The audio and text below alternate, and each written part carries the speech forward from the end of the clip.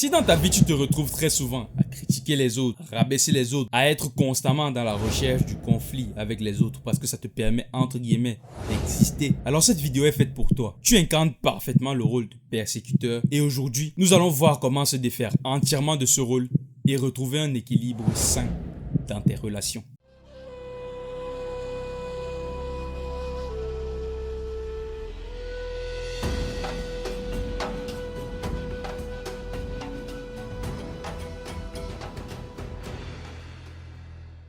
Bienvenue sur Ubuntu, la chaîne qui n'a qu'une seule obsession, renforcer ton mindset. Parce que sans un mindset fort, tu te fais balloter par tout le monde, utilisé par tout le monde, tu manques de confiance en toi et ça fait que tu peines à accomplir tes objectifs dans la vie. Et je sais que tu as des rêves à réaliser, tu as des objectifs qui sont importants pour toi. C'est pourquoi je t'invite à nous rejoindre afin qu'ensemble, on le fasse. Aujourd'hui, il n'y aura pas d'interro surprise. Les deux bavards qui étaient au fond de la classe la dernière fois, aujourd'hui, ils ne sont même pas venus. Donc, je vais simplement t'inviter à me dire en commentaire quel est le mythe sur lequel le persécuteur a bâti sa vie, son expérience et qui le fait agir de cette manière-là. La réponse se trouve dans la première vidéo que j'avais faite sur la manipulation au global. Et si tu ne l'as pas encore regardée, je t'invite à la regarder avant de regarder celle-ci.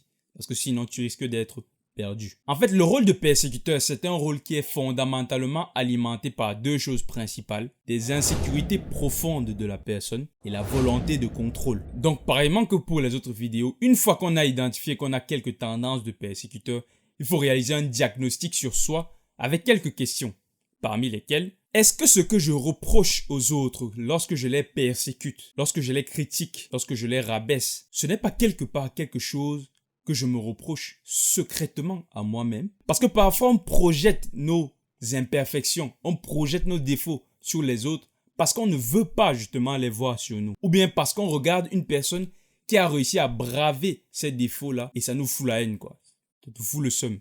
Et surtout, ça nous permet de détourner l'attention sur nos propres vulnérabilités. Ensuite, demande-toi si le contrôle que tu veux exercer sur ton environnement, ce n'est peut-être pas juste parce que tu veux tellement contrôler cet environnement pour qu'il ne puisse pas remarquer toi. On revient à la même chose, tes imperfections, tes défauts. En fait, tu veux cacher tout ça, mais cacher ça aux autres en contrôlant la situation tout le temps. En fait, tu cherches à masquer tes faiblesses et tes vulnérabilités en prenant le devant de la scène pour rabaisser les autres avant qu'il n'ait le temps de le faire pour toi. C'est-à-dire être la grande gueule pour faire en sorte que personne n'ose ou bien n'ait même le réflexe de penser à tes propres faiblesses. Ça te permet de te sentir fort, ça te permet de te sentir en contrôle. Pense-y vraiment, essaie de vraiment cogiter et tu te rendras compte que quelque part, j'ai raison. En réalité, tout cela te coupe de tes émotions et de ta capacité à être authentique. Tu devras donc rompre avec ça assez rapidement pour pouvoir être en pleine possession de tes relations et de manière fluide avec ton entourage. Être persécuteur ne signifie pas forcément que tu dois décider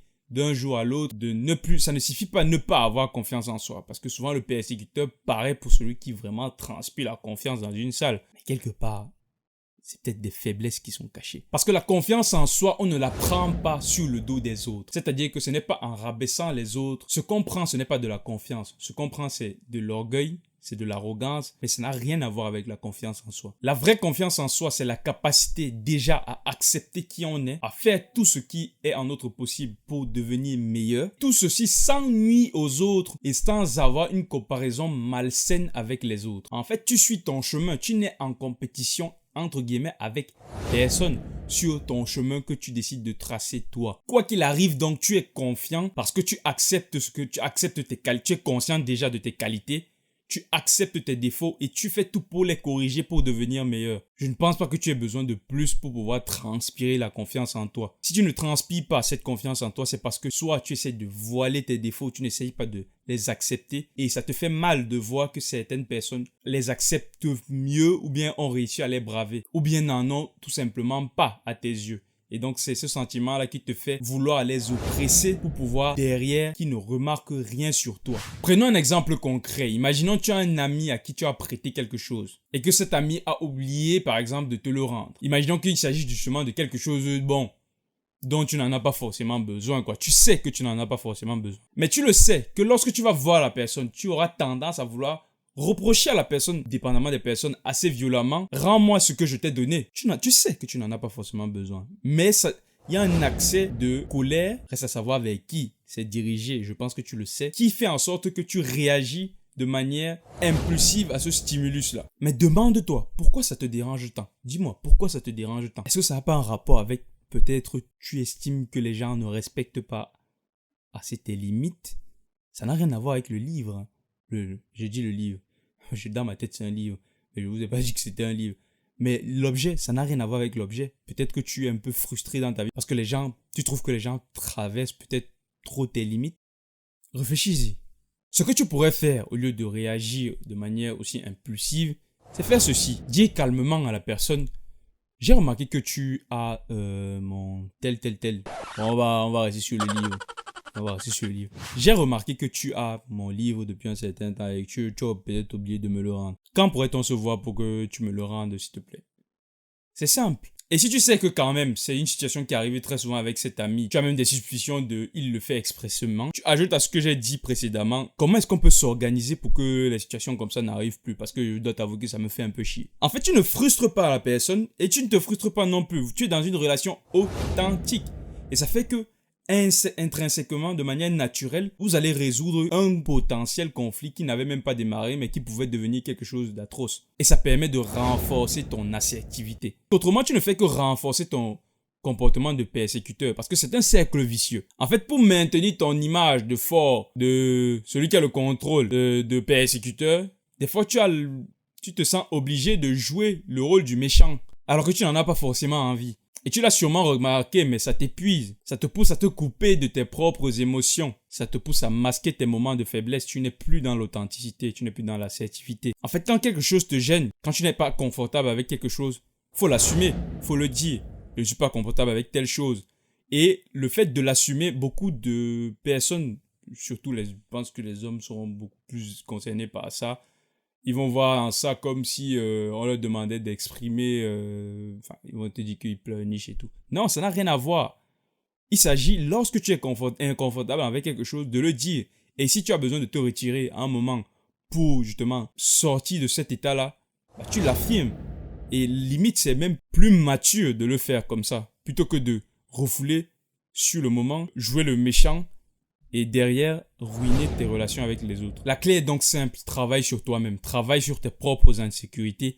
Essaye de dépasser tes défauts. C'est aussi pour ça que la chaîne a été créée. C'est pour qu'ensemble, on puisse, mieux se connaître nous-mêmes, mieux connaître nos points forts et comment mettre les choses en place pour corriger nos faiblesses. C'est ça, avoir un mindset fort. Avoir un mindset qui est toujours dans le meilleur, dans la recherche du plus pour soi et pour les autres. Donc, si tu t'es reconnu dans ce rôle de persécuteur et que toi, tu as des stratégies que tu mets en place ou bien que tu as des choses dont tu veux nous en faire part, écris-le en commentaire. Il y aura sûrement des gens pour te répondre et qui vont te permettre de trouver des solutions, d'autres solutions. Pourquoi pas? C'est la fin de cette série sur la manipulation inconsciente qu'on subit au quotidien, notamment via le triangle de Cartman. J'espère que cette série t'a permis d'apprendre quand même assez sur toi et t'a permis de forger certaines stratégies pour pouvoir mieux t'en sortir dans tes relations avec les autres et mieux trouver justement, parce que s'en sortir dans ses relations avec les autres, comprendre les autres, comprendre son environnement, comprendre comment est-ce que l'environnement interagit avec nous, ça nous permet nous aussi